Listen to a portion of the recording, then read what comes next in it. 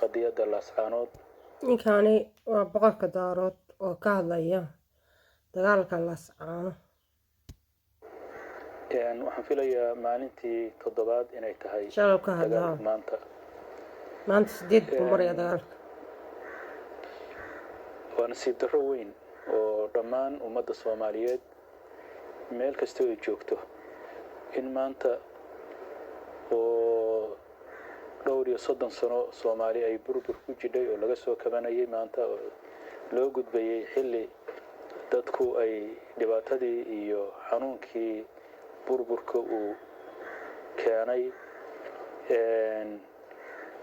in maanta dib loogu noqdo dhibaato iyo xasuuq iyo masiibo runtii la oran karo waa wax aan ilaahay agtiisa hortiisana ku fiicnayn bini aadanka iyo masaalixdiisa iyo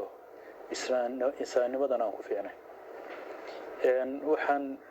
intaas sii dheer dowladda maamulka Somaliland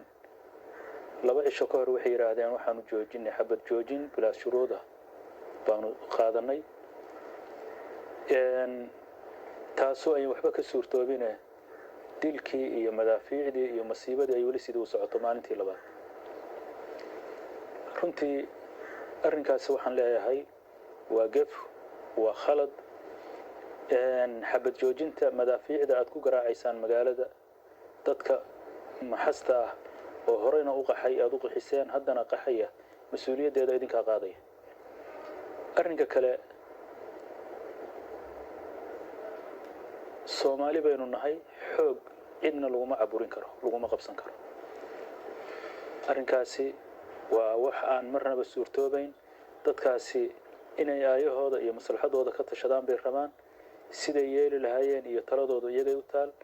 kow horta waxaan waafaqsanahay go'aamadii ay soo saareen garaadadu iyo qaabkii ay muxuu ahay shirkoodu ku soo dhamaaday annaguna waa ku waafaqsanahay arrinka labaad waxa weeye xabad joojinta darafka kale ee Somaliland ay yiraahdeen bilaa shuruud baan ku joojinaynaa inay si degdeg ah u qaataan oo u dhabeeyaan arrinka waxaan beesha caalamka u sheegaynaa iyo ummadda Soomaaliyeed meel kasta ay joogto meesha waxa ka dhacay iyo dhibaatada ka dhacday in loo soo diro dad xaqiiqo raadina oo arrinka baara